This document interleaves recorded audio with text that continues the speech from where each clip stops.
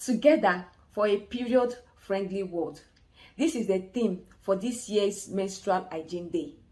No woman, no girl child, no woman who has reached her reproductive age and who is menstruating should be held back to achieve what is supposed to achieve normally just because of menstruation. I am Sister Ozo Augusta. I am a sister of Saint Louis. I am also a nurse and a midwife. Thank you to all of you who are returning to Body Gist, and to those who are joining us for the first time, I say welcome. In this edition on Body Gist, we want to dispel those myths. We want to bust those myths surrounding menstruation, menstrual health, menstrual hygiene. Do not go away. We'll be right back.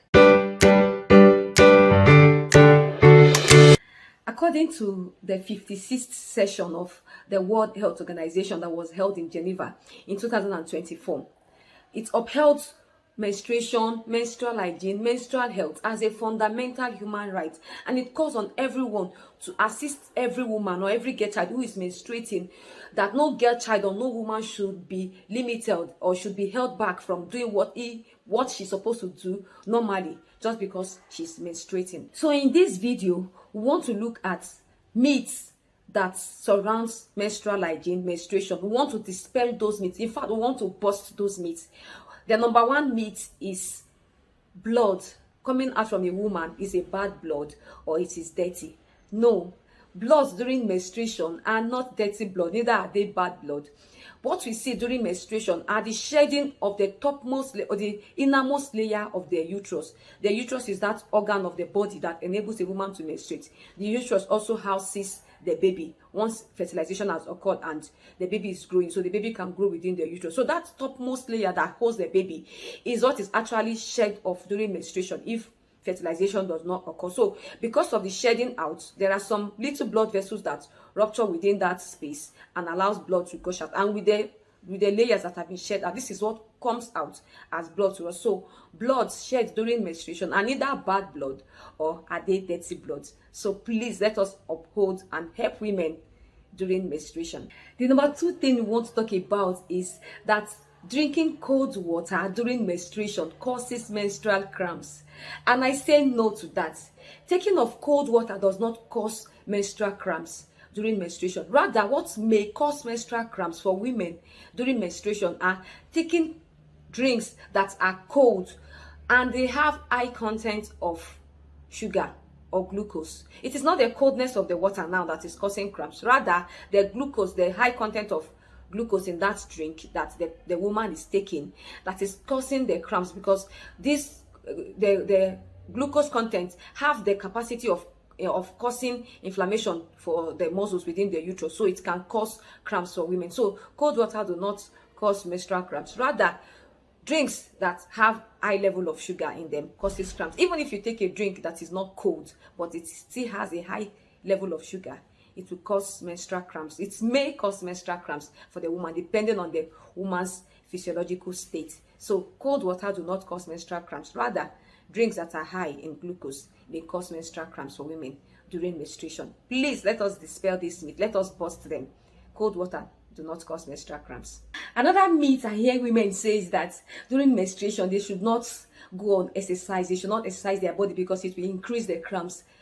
Where on earth did they get that from? In fact, for me, days before your menstruation, for a woman, the woman should begin brisk walk, should begin slight exercises, because this body movement, this body mechanics help women. It helps to relax their muscles and helps to relax the cramps women feel during menstruation. And if you know that you always feel pain and you feel cramps during your menstruation, exercise is just perfect for you. Exercise is adequate for you. You can engage in other alleviating measures, but exercise is one thing I know that can help you alleviate pain and cramps during menstruation. So during your menstrual period, women, please engage in brisk walk, engage in mild exercises. They help to relax your muscles and also relax the cramps that a woman will be feeling during menstruation.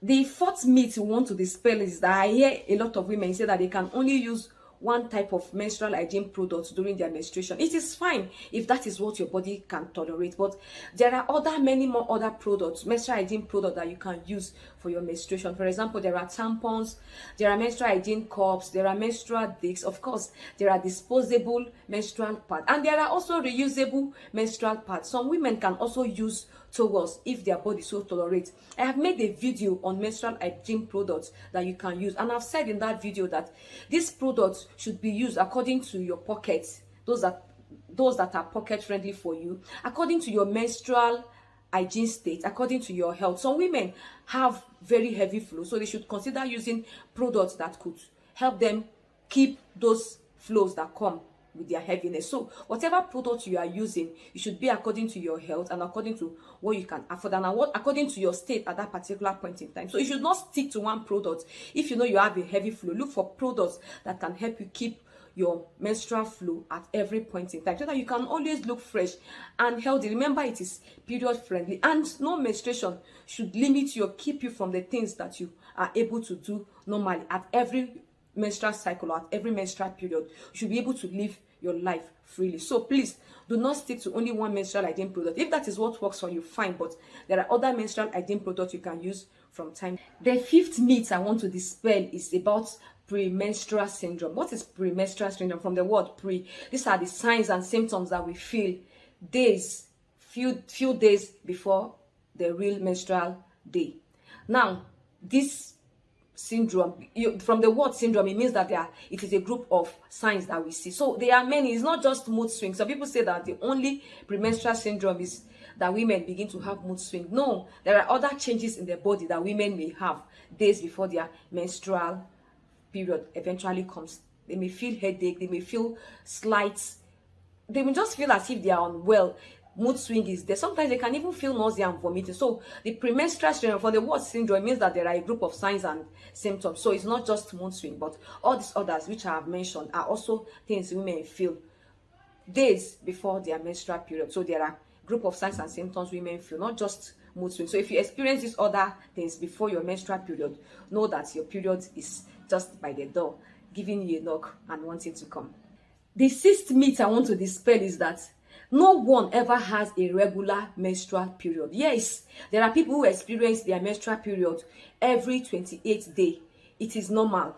And there are those persons who experience it every 28th day. If you really check very well, those persons too may experience it in some of those months. They may experience it before the 28th day. Some even experience it days after 28 days. So sometimes it may be on the 24th day, on the 26th day, on the 27th day. It is not, even in a 12 calendar month, you can't get somebody having the period on every 28th day. There will be some months, or maybe just 1 month within those 12 months, where you have your period different. That does not mean that your period is irregular. It doesn't also mean that you will keep experiencing your period every 28th day. There are days it can change. It is still regular if it comes that way. So there is no period that is totally regular for you seeing it on a particular date in every month. You have days where it varies. So these are some of the myths surrounding menstruation that I thought we should know about. There are some young ladies who have had it in their head that they must consume analgesic during their menstruation.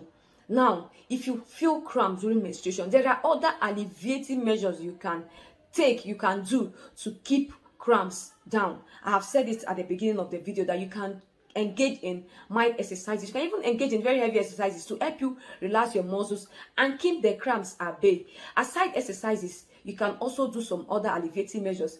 If you are yet to watch that video, which I've made on ways we can alleviate discomfort and cramps during menstruation, please do that, because I gave us up to 5 tips on what we should do to help us keep cramps at bay during menstruation. So do not always have it at the back of your mind or in your head that you must consume analgesic during your menstruation, because analgesic has its own side effect. It can make you addicted to it. It can cause ulcers for you, and above all, you know that most times when we take those analgesics, they are not prescribed, so we may be abusing the drug as well. So keep analgesic at bay during menstruation, or engage in other alleviating measures to help you reduce your cramp during menstruation.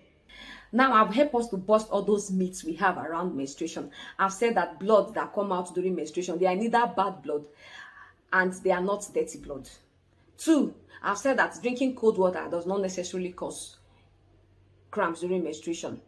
But if you take a cold water that has a high content of glucose, you may have cramps during menstruation. I've also said that our menstruation does not always come on the 28th day. They can come on different days. So don't have it at the back of your mind that it has to come on a particular date in a month. Though you can calculate it, but it is not a specific, it's starting a specific date, a particular date of every month that it comes. I've also said that we can use different menstrual hygiene products.